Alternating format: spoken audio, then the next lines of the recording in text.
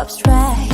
Yeah, it's complicated. What you say, the way you act, well, it makes me so confused. I don't know what to do anymore. Can't you just make up your mind? My heart drops when you play around. How can you be up when I'm down? Don't wanna think about it right now.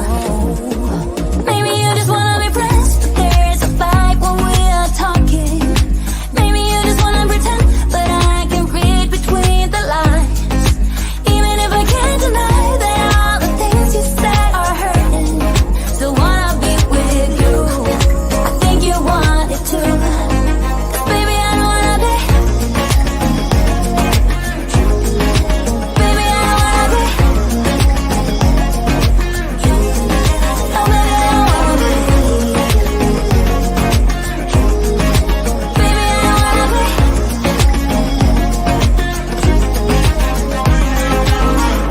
How it hurts to see you smile, like a dagger in me. She just seems so juvenile. I just want it to be me. I wanna set your world on fire. Oh, you're so sure I'll stick around. Oh, my heart drops when you play around. How can you be up when I'm down? Don't wanna think about it right now. Maybe you just wanna be friends, but there is a fight when we are talking.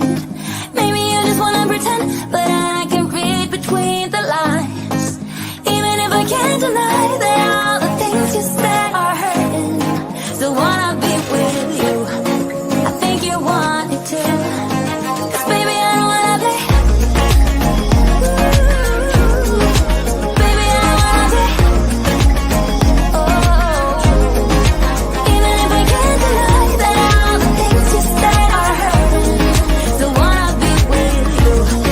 I think you want it too. 'Cause baby, I don't wanna be. No,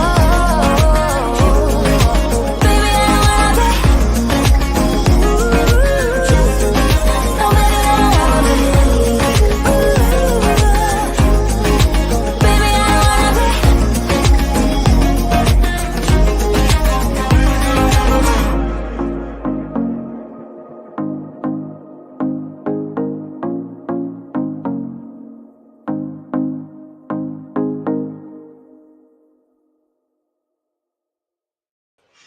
Hey, how is everybody doing? I see we got I see some names I recognize in the chat, which is kind of fun. Chat's over here, so if you see me looking over there, that's what I'm doing. I'm Elena Anderson with Black Sheep 303. This is my project. I did the psychedelic 70s Mother's Day card, where we did some foiling. I gave you some tips on choosing a color palette or how to figure out how to choose a color palette.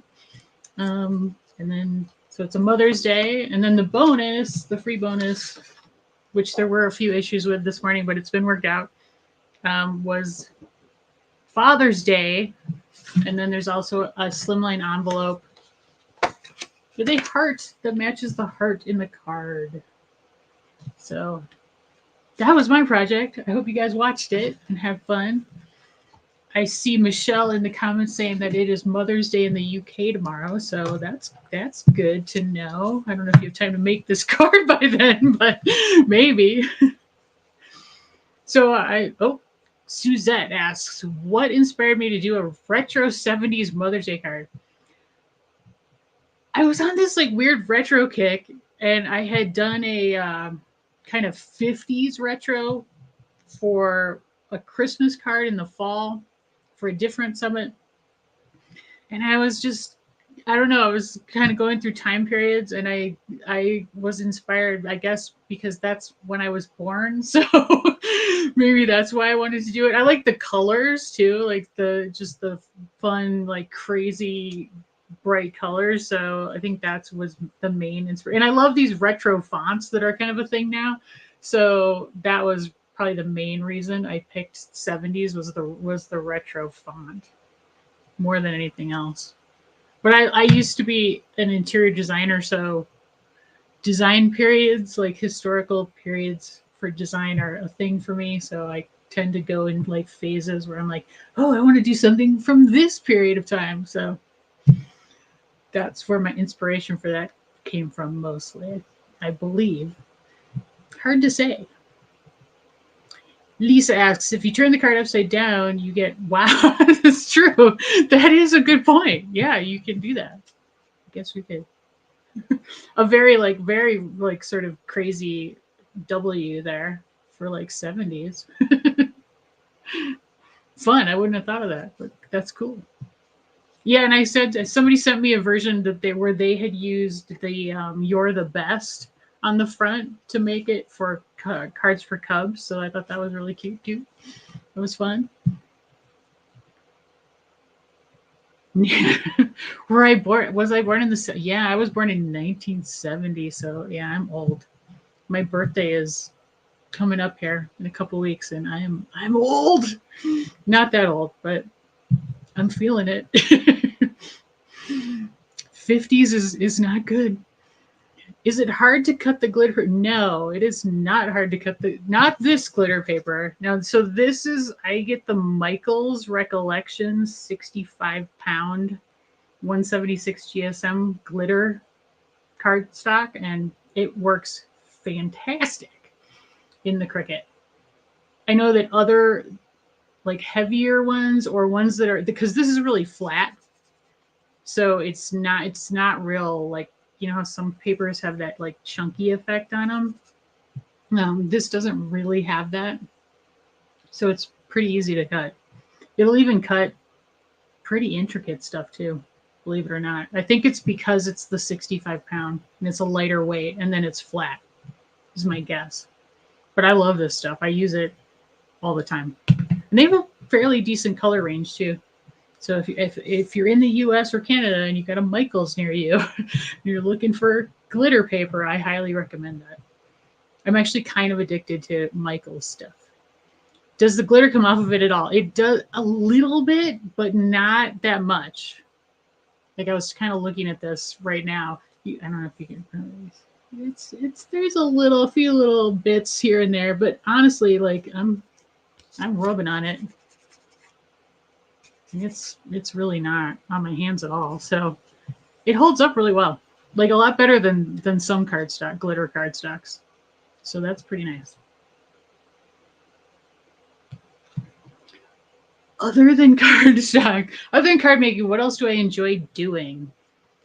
Well, I live in Colorado, so I like to hike and snowshoe. Although I'm not that, I live in Denver, but I'm on the east side of the city, so I'm not that close to the mountains. So unfortunately, we don't do it that often. I'm a big reader. I love reading, and I play video games. And I do like other crafts. I do needle felting and cross stitch, and then when I originally started my blog, I did traditional card making with like stamps and stuff. So sometimes I do those kinds of projects on my own time. And I just recently got a laser cutter, an engraver, so I'm kind of getting into that now. Hopefully that answers which video games. Okay, so my all-time favorite video game is Witcher 3. I'm a big like fantasy sci-fi person. Before I had played that, it was Assassin's Creed 2. If anybody knows what I'm talking about. I cannot do first-person shooters because I get motion sick. So I can't do those. So I have to always do the ones where you're like, it's third person. So you're watching the person do their stuff. But I'm a big like, I like to go around and hunt and peck for like the various like quests and stuff. And then my husband likes to do the fighting. So we'll like trade off if it's not a 2-person game. So it's like, oh, and then Ghost of Tsushima, that was a really, really good one too. How did I get the background? Is that a stencil background on the card? This is paper pieces that you cut with your machine, and then you just glue them down. And then the gold foil lines there kind of help cover up the mistakes. because there's no way to get them to line up perfectly. It's just, I messed with this file a lot to try to get them to just always cut so they would perfectly fit together. And I think it's just, you know, between tiny bits of, you know, errors on with like the machine and then human error, you just can't get it totally perfect. So it's a bunch of colors of paper that are all just lined up together to make the pattern. I do have a couple other versions that I showed in the video. This one I actually did get pretty good, because I talked a little bit in the video about the color palette, like changing the color palette and how that's going to make a difference. So this was more of a soft one, and then this one, it's kind of a mid-century modern, although to me it looks kind of nautical. And then this one I just used like white strips of paper to cover up the mistakes on the background. It's kind of like a puzzle, basically, that you're putting together. What's my favorite die cutting machine? Like metal dies? I have a Gemini. I have had the Gemini since it first came out, and I have always loved that machine. I know some people have problems with it, but I've never had problems with it. I love it. And then my backup manual one is the Big Shot, which you can see right there. But I like the original Gemini, and then I have a small Go. Susan, hey Susan. Do I cross stitch on my cards? Yeah, sometimes. Like I don't know if anybody's like Spellbinders. I'm like kind of into their stitching dies, so I did a whole bunch of those for Christmas last year. That's a fun thing to do. Like when I'm just like watching TV, I'll sew on cards. I'm trying to figure out like how to do that with a Cricut, but it's tough because the holes have to be really small, and I'm not sure Cricut can really cut holes that tiny. Sorry, I'm bumping my laptop here, so it's like jiggling. Do I like the laser thing? I do. Now I was really, really fortunate. Like I was given the laser cutter to do a video for them, and so it's all contained. I'm looking over here. It's over here. It's a We Create laser engraver and cutter. It's a diode laser, so it doesn't do, you know, like absolutely everything. I was hesitant I had been thinking about buying one for a while, but I didn't want to spend like $5,000 on something that I wasn't sure I would actually use. So I had kind of narrowed it down to a diode laser anyway, as opposed to a CO2 laser, which can cut more things. But I do really like it quite a bit. It's fun to, you know, make really easy stuff like earrings and ornaments and things like that, and have like gifts like all done and ready to go pretty fast. But it is an investment, and it's a safety thing too, because you do want to make sure that you can ventilate it properly and that you don't start a fire basically in your space. So the thing that I love about the one that I got that was given to me is that it's all enclosed. The entire thing's enclosed, and I can use a rotary thing with it too, that completely inside the machine, whereas there are a lot of machines out there that are enclosed, but then to use a rotary where you're doing like tumblers and stuff, you have to lift it up and put it on risers, and so then there's a gap between like the machine and whatever you're lasering onto, and so that can cause, like, you have to wear safety goggles and stuff like that, and I didn't want to have to worry about that because I have a small dog. Do I have to worry about my small dog, like, you know, being around, having to put him away or something while I was using the laser? So I will get more into it as we go. I haven't had it very long, so I am having hand surgery on Monday, so I don't know how much I'm going to get done with it for the next few weeks, but I'm looking forward to especially for Christmas, like doing some Christmas gifts and things like that with it. Anybody have any? Oh, what kind of paper do I have that on? It looks a little bit more firm than cardstock, or is it just because the cardstock doubled? Okay, so Yes, the card base itself is 110 pound, I believe, and then the layers on top are 65 pound. That is always what I recommend for cards, especially with Cricut. I do a lot of like intricate kinds of designs for my Cricut design, so using the lighter weight cardstock on the front always works well for most of my projects. And because sometimes there are like really small cuts, like let me grab this thing here. Like this is a project I've got coming up in another summit, and you can see how thin those lines are. And so I used the 65 pound cardstock to cut that. Anything heavier than that, it probably wouldn't work, just because the machine runs into issues with when it just has to do it multiple times. And you also have to think about like the fibers in the cardstock. The heavier it gets and the more textured it gets, that causes issues with the blade. So when you're cutting things that are super intricate, it causes problems. So that is always my go-to as far as the fronts of cards is the 65 pound. And then for card bases, you got to use something heavier because you want it to hold up and like stand up, because people like to display cards. So you have to use, in my opinion, at least 100 pounds or 300 GSM cardstock for card bases. And then once you layer them together, yeah, it gets really like super heavy duty. Like the front's a lot heavier than the inside on this, although the inside having this large greeting, it makes that pretty sturdy too.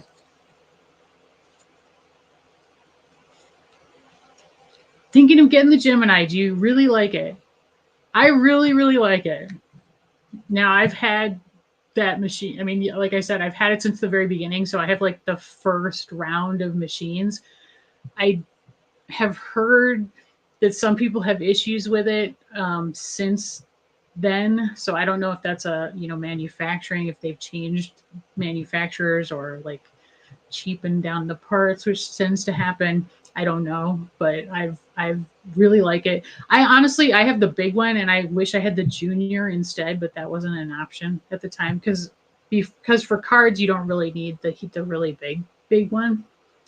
But then I have the Go too, which is like a little guy that only cuts like 3 inches wide, and I use that probably more than anything else in terms of metal dies. I'm glad. Well, do I ever spray anything over your projects that have glitter so that they don't shed? I don't need to do that really, because like this glitter doesn't really shed. I mean, a tiny bit, but not significantly at all. So I have not had to do that. I know there are glitter papers that do shed quite a bit, and I could see where spraying something over that would make sense. Like a Xyron or a Krylon spray. We've got a few up there to seal them like you would with alcohol inks maybe or other things. But with the Recollections glitter cardstock, you don't have to do that. Robin asks, which Cricut machine is my favorite? So the Joy is my favorite machine. I have a summit that I put on that is called Create with Cricut Joy. That is specifically for Joy users and small scale projects. Now I have a Joy Extra now, and I absolutely love that machine. I think that may actually be my new favorite now, just because that one it cuts bigger and it can do print and cut like really easy. There is a workaround for the Joy with print and cut, but the Joy Extra is kind of like the perfect middle ground for me as far as like not too big. Like I've got a Maker over here, which I like that machine too, but I don't use full 12 by 12 very often. So that like middle of the road 8.5 by 12 size is perfect for almost everything I do, except for a few envelopes here and there. But I love those smaller machines. Susan asks, which glue bottle is my favorite to use? I have quite a collection behind. Yeah, let's see, I'm coming backwards. I'm a Barely Arts girl. I used to use art glitter glue, but and you, I think that's up there too.